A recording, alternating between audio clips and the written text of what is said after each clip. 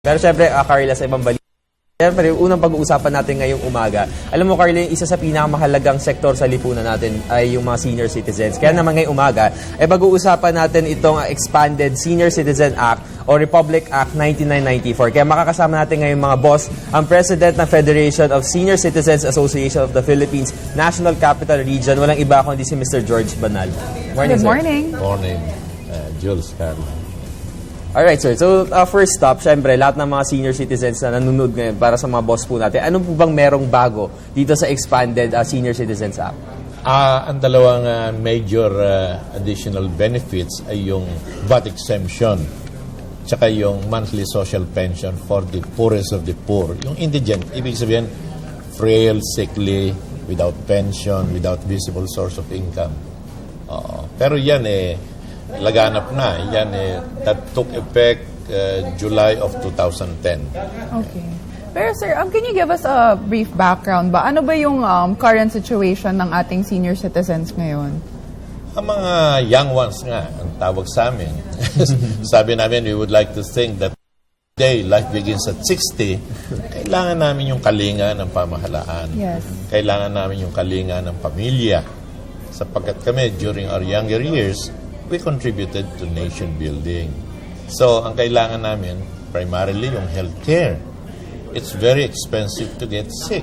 Yes. Very, very expensive to die. So, kailangan yon. So, may mga kagaya sa dito sa Local Poverty Reduction Team, nagdagdag kami ng burial benefit. Dahil sa ngayon, ayon sa batas, 2,000. So, pinropose namin na maging 5,000 para naman, kasi mahal lang, mahal mamatay. Yes, totoo yun. And then, pinropose din namin na magkaroon ng daycare services for the senior citizens. Bakit mga bata lang kami naman? We have to be mentally, physically, and spiritually alive. And then, we also propose to have cash assistance for healthcare. Okay. Alright, sir, do we have data kung ilan yung senior citizens natin sa buong Pilipinas? At least estimate po. Yeah. Mahigit 6 million. 6 strong. million. Oo. Hindi gawang biro yun. Kasama rin po ba yung OFWs din or within the Philippines mainland lang? Yung senior citizen, I would like to think na kasama rin siguro yung OFW. Oo. Pero makikita mo naman ang mga senior citizens ngayon ay na-employ rin. Kagaya sa Lungsod, Quezon. Quezon City employs more than 300 senior volunteers na meron silang allowance. SM, for example, employs also senior citizens aged 60 to 70 to help them during peak hours. Yeah. Ang community is helping the senior citizens.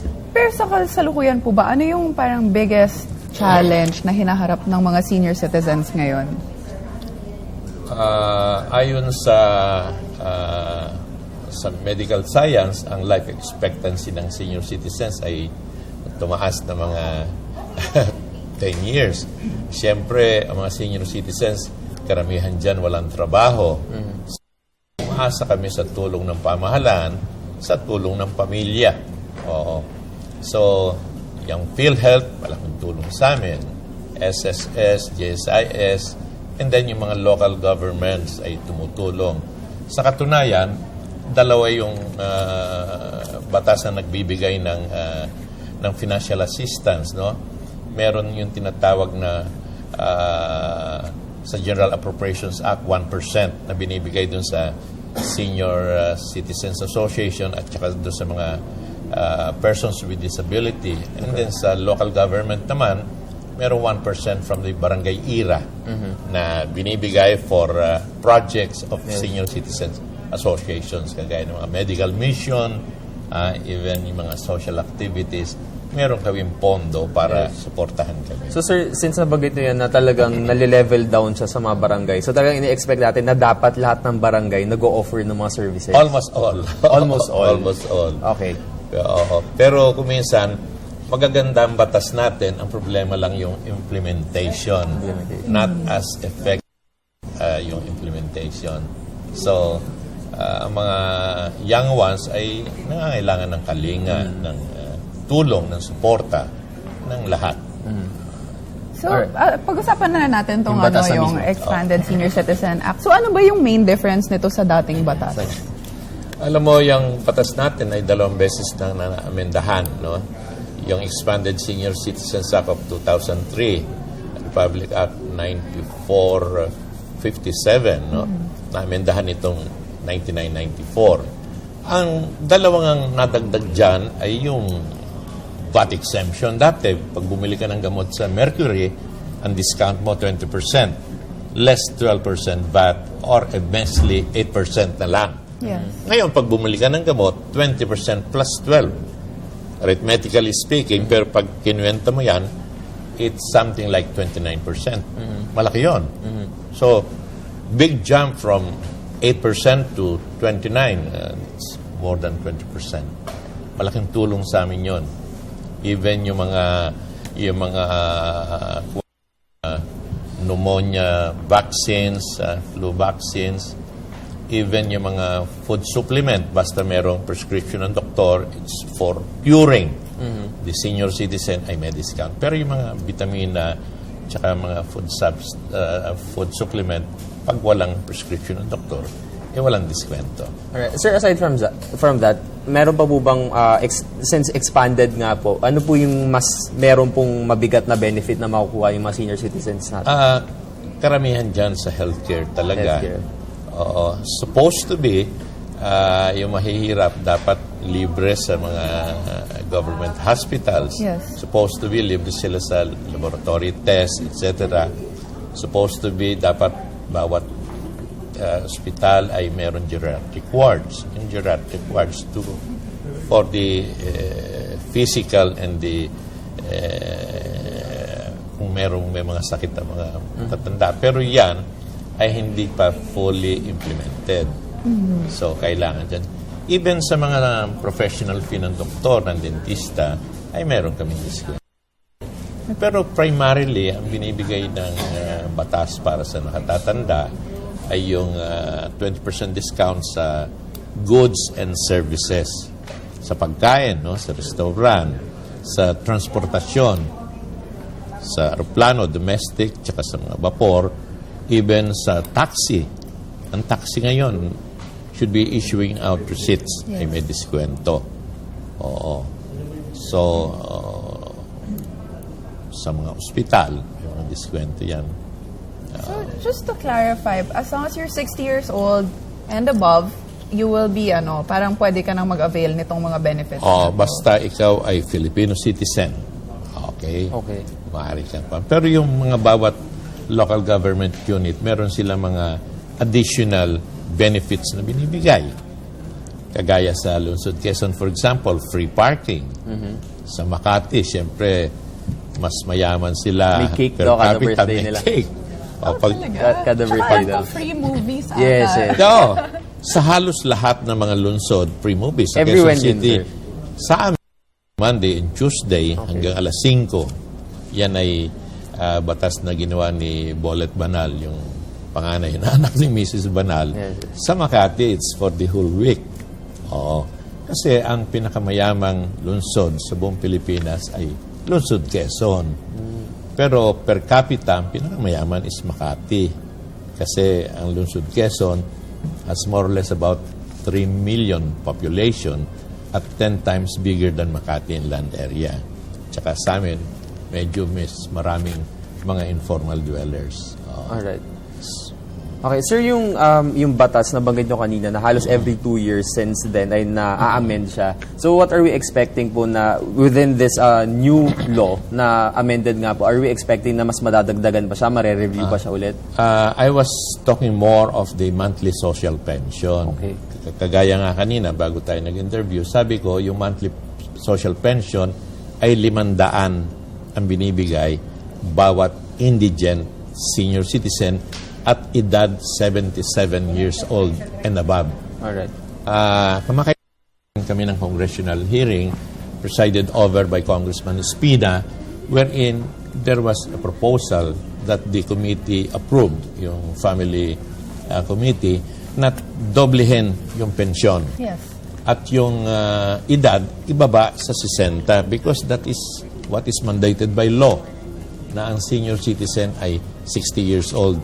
Kasi yung 77 parang matanda na masyado. Yes. Parang 3 bulati na lang din nakakapirma. So, palagay ko, yung bicameral committee, ang Kongreso at Senado, ay dapat amendahan yan because according to law, yung provision na yan should be reviewed and improved within 2 years' time. Ngayon, ika-4 na taon na. So, dapat at this time na napaganda na yung benepisyo ng mga poorest of the poor. Sana talaga mabigyan na tong pansin. Kasi medyo malayo yung gap, no? 60 to 77. Oo. Kasi, naintindihan naman natin, Carla, no, Jules, kasi because of the anemic budget of the national government, medyo talagang hindi makakayanan kung 60. Pero with the abolition of the PDAP at saka yung mga sin taxes, dapat laang na ma-improve yung mga benepisyo niyan. So, Sir George, baka meron na lang po kayong message para sa ating mga viewers at para sa mga senior citizen natin na nanonood. And sir, before po that, yeah. may dumating po na question kasi regarding sa ID. Siyempre, ito yung pinakamahalaga May talaga. phone-in diba? question. Yes, siyempre sa mga boss natin. Sir, Inaasahan. kahit anong ID po ba ng senior citizen na pwedeng gamitan para po makakuha ng discount? Ang talagang pinaka-basic na ID ang ginagamit ay yung tinatawag na OSCA ID. As sample po. This is issued by the Office of the Senior Citizens Affairs. Ayan, ID. Oo. Bata pa ako niyan, bata pa ako. Young one, sir. Yeah, once upon a time. But according to law, any government issued card that shows the age of the senior citizen, tinatanggap. There is a case yung kay Attorney Romulo Macalintal, uminom siya ng kape, the server did not want to give him a discount. So, ang pinakita niya, I would like to think, is a driver's license. Alright. Either a driver's license, a passport, or any government-issued card na pinapakita yung edad ng senior citizen ay tinatanggap dapat. Pero yung mga ibang establishmento ay hindi ino-honor yon dahil hindi raw nila alam. But Okay. we all know that ignorance of the law excuses no one. Yeah. Tumabasa. Isa pa pong phone-in question. Paano po daw kung US citizen? Sa aking kaalaman, no, basta nanirahan sa Pilipinas ng mga 1 taon ay Pwede na. pwede na. So, parang may residency. I would like to recheck that. Oo. Okay. Kasi yung mga ibang foreigners, lalo na yung iba nagkakaroon ng dual citizenship, no, ino-honor yon for as long as they have resided in the country for such a long time. Okay. Alright. So, sir, baka para sa ating mga viewers. Nasabi ko nga kanina na pasay na yung kawikaan na life begins at 40. Today, life begins at 60. And so tayo ay nagsisimula pa lang mabuhay. We are very much alive and we are productive. So ang ginagawa ng pamahalaan at ng komunidad, ng pamilya, ay bahagi tayo sa pagunlad ng ating lungsod, ng ating bansa. At tayo, even in our old age, ay makakatulong tayo ng malaki. So, kailangan lang i-maintain natin ang health natin. We should be spiritually guided sa dapat malapit tayo sa Panginoon. Tayo dapat ay maging malapit sa Kanya, humingi ng tulong sa Kanya, at magpasalamat na tayo ay buhay pa. So, we should close ranks. Dagdagan natin ang pagkakaisa, pagmamahalan, especially during these critical times. Alright. Okay, thank you so much, sir. And sa mga boss na kasama natin, syempre, ang President ng Federation of Senior Citizens Association of the Philippines National Capital Region, walang iba kundi si Banal. Maraming salamat po. Maraming salamat sa inyo.